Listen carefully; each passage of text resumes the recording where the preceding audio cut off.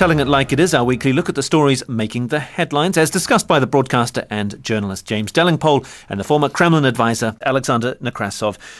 Gents, welcome. The floods in Britain, they look like they're ongoing. It could last for weeks. James, what do you make of the political response? Eric Pickles has said one thing. David Cameron has promised that money is no object. This was leaped upon by Ed Miliband at Prime Minister's Questions. What's going on? I'm sensing some very dodgy grandstanding from David Cameron in this promise that money is no object.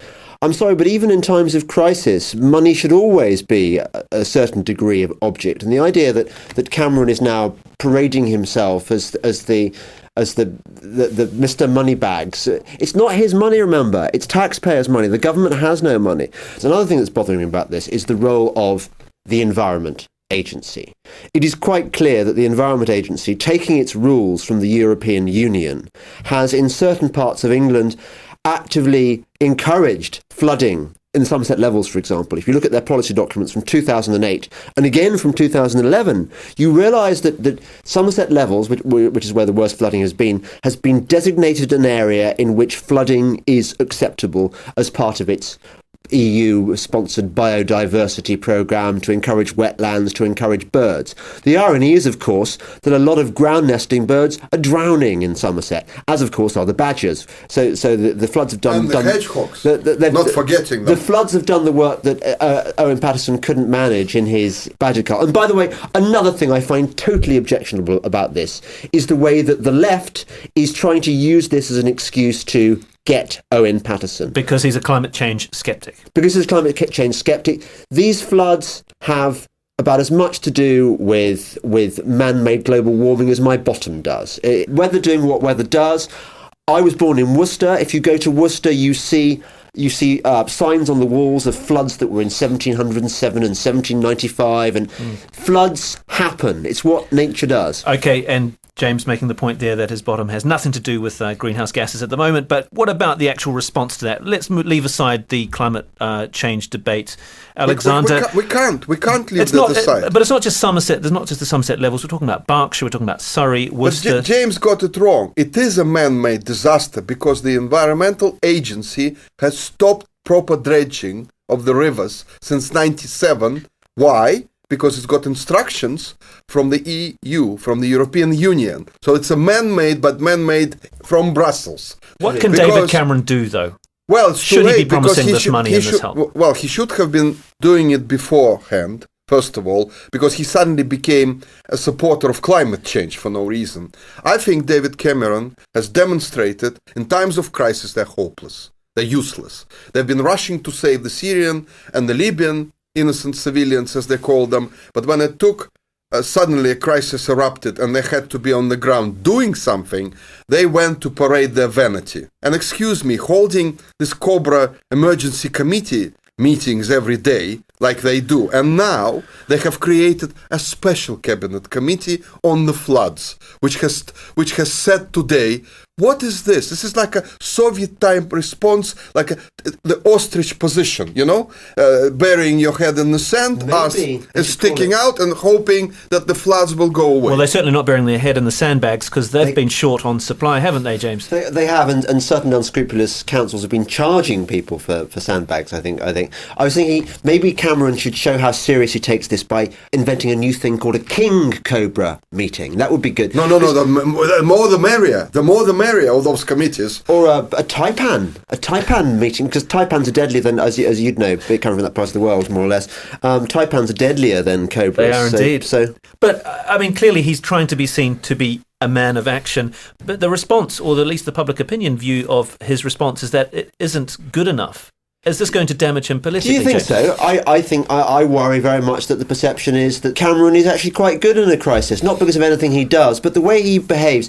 Cameron is good at playing the statesman. He's good at playing the kind of avuncular, I will look after you kind of PM. He's good at playing that game. What worries me is that none of the underlying problems that both Alexander and I have mentioned will be addressed by this. We're still going to be subject to stupid European Union rules. We may lose Chris Smith, but he will only be replaced by another left-wing quangocrat. So nothing will be solved. None of the underlying problems. Speaking of Europe, Switzerland voted in a referendum on the weekend to cap EU immigrations as part of their version of direct democracy, and the government in Switzerland has to abide by the findings of this referendum. Basically, it means, Alexander, that there will be a cap on EU immigration. They've got 3 years to strike a new deal with the European Commission, and this basically means all their bilateral trade deals and all that kind of stuff is going to have to be redone. Perhaps Britain could take a leaf out of this book. Perhaps this is other countries in Europe, including Britain, will be looking at what's happened in Switzerland, at unhappiness with the way EU does business. What do you think? Well, of course they will, and most of the people in Britain, I suppose, would be thinking, why aren't we doing the same thing, and why do we have to wait till 2017? Why can't we do it now? Because it was very cunning of Cameron to say we'll have the referendum in 2017.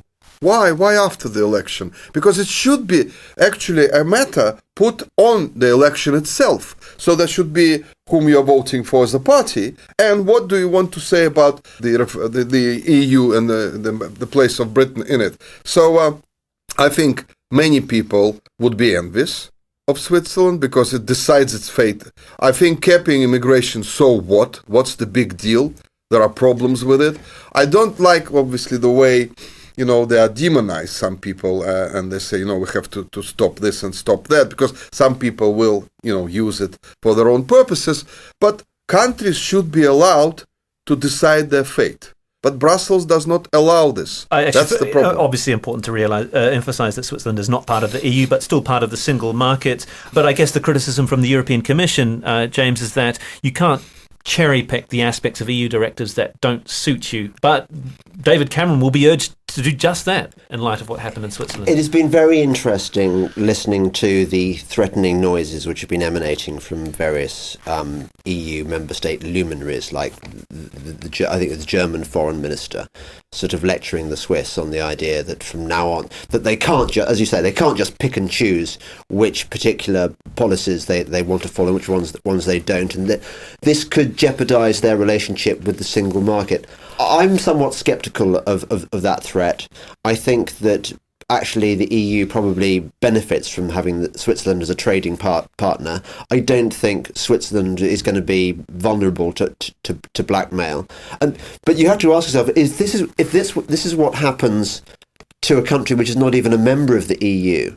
Imagine how the Eurocrats are going to react when Britain starts trying to carve out itself opt-outs, which of course it won't, by the way. It is incapable of doing so under EU law. So in a way, I don't know why Cameron is talking about this stuff, because it's all pie in the sky anyway. And the EU's single currency, the euro, may be the only resort left for Scotland after George Osborne, Alexander, said that Scotland cannot be part of the pound. It cannot be part of the sterling zone. Perhaps this might draw a line under the independence debate. Well, to be honest with you, I don't understand why on earth the British government, was actually waiting to say this. It should have said it from day one, when Alex Salmond produced his, 700-page glossy explanation how Scotland will benefit from going independent. Insisting that it could still be part of the currency union. That was a very strange suggestion by Salmond. What I find absolutely remarkable is that the Queen, who is the head of state, and her son, Prince Charles, who's going to be the next monarch, have said nothing about Scotland. This is a crucial constitutional issue. And to stay silent for the head of state, she's still the head of state, she should have said something about it, or at least Prince Charles said something about it, but not in a silly way like he did about climate change and the floods. That's a bit unlikely, though, isn't it? It's a very important... What do you mean it's not her job? She's the head of state. Exactly. She's a constitutional monarch, which means her role is not to make political Constitutional monarch. Do you hear that? Constitutional monarch. This is a constitutional issue. If Scotland, technically speaking, it won't happen, but if it would have left Britain, United Kingdom, Britain's role in the world would have been diminished. And don't people understand that Alex Salmond is playing a game with Brussels? This is hurting the United Kingdom and its national interests.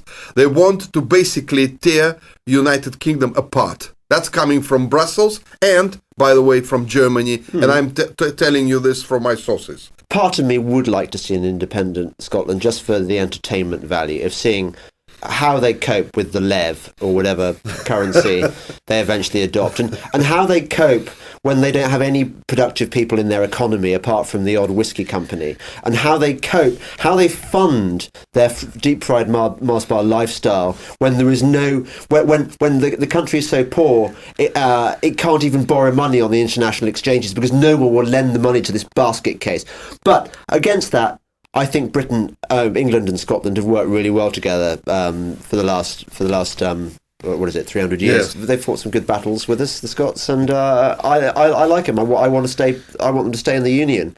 So a relatively pro-Caledonian sentiment there expressed at the end, and that's all a part of the Scotland not being part of the pound, staying with banking and money. The Bank of England Governor Alexander Mark Carney has come out with his inflation report. He said that he will no longer link the rate of interest rates with the rate of unemployment. It was a curious kind of connection in the first place. Well, first of all, I have been a special advisor to the finance minister of Russia for 3 years. And the one thing I can tell you is this: you do not appoint a foreigner as the governor of your central bank. It's just like appointing... Why? I can tell you that. He's Canadian. Well, he's Canadian. Mm-hmm. He has not shown himself very well in Canada, because if you talk to the Canadians, money printing is his weak point. He has been working in Goldman Sachs initially, and anyone who works for Goldman Sachs should not be even close to being a central banker. His speech was very, very strange, because he started changing everything he said some time ago about his targets, about unemployment, linking unemployment to interest rates, by the way, which have no connection at all. He is sticking to the 0.5% interest rates, not because he's trying to revive the British economy, but because his friends on the markets have a huge, what's about 300 trillion or something, connected to the bonds, which are connected to the low interest rates. It's got nothing to do with it. There is no recovery in Britain, and there is no recovery in Europe. So to listen to a central banker telling us things which don't really exist. No, there are certain things in the national economies and general, national politics that you should keep to yourself. And the central bank is one of those things, just like your secret services should not be run by foreigners. Leaving aside the foreign aspect of it, I mean, do you think, James, that his idea of linking inflation to an unemployment was just an excuse? Was that just an excuse to keep interest rates low? Yes, I think he didn't think that unemployment rates were going to fall below 7%, and when they came close to his target, he realised, oops, I better abandon that target now and find a different flimsy pretext. Look, the Bank of England is supposed to be independent. This is one of the things that Gordon Brown briefly got credit for giving the Bank of England sort of independence. Mark Carney is the organ grinder's monkey. George Osborne scoured the world for a man who would do his biddings. He needed a money printer. He needed to create a kind of debt-fueled recovery and a housing boom in order to buy the Conservatives some votes. This is Telling It Like It Is, our weekly look at the stories making the headlines, as discussed by the broadcaster and journalist James Delingpole and the former Kremlin advisor Alexander Nekrassov. Alexander, the first Briton fighting in Syria on the side of the rebels, has become a suicide bomber, blew himself up while driving a truck. He turned out to be from West Sussex. British police are on the case, or at least they say so. Do we expect perhaps this can happen a bit more frequently? Well, that's the whole point. That is what Syria. The Russians were saying when the Syrian crisis erupted, that it's a very dangerous situation when, extremists from Europe are allowed, actually, to go to Syria and fight on the side of the anti-government rebels. Those people are basically getting the training, the arms and everything. They're getting radicalized to an extent that we see that one of those British Muslims became a suicide bomber. And the Russian officials have been quietly and publicly and privately saying to the Western officials, guys, you're looking at a crisis which can blow in your face once these highly trained rebels start coming back home. I hope this message is coming and to the Western capitals. I suspect the police are looking at this, the British police are looking at this case because they're worried This guy might have friends, allies, and that's the big concern. The sympathizers. Times was reporting this week that fear of blowback, British jihadis returning to the UK, wreaking havoc on our homeland. Not just highly trained, but also brutalised. There's a very nasty interview doing the rounds at the moment, or a recording of British jihadis in Syria, gloating as somebody's beaten up, and talking about how much they're looking forward to the feeling they'll get after he's been killed.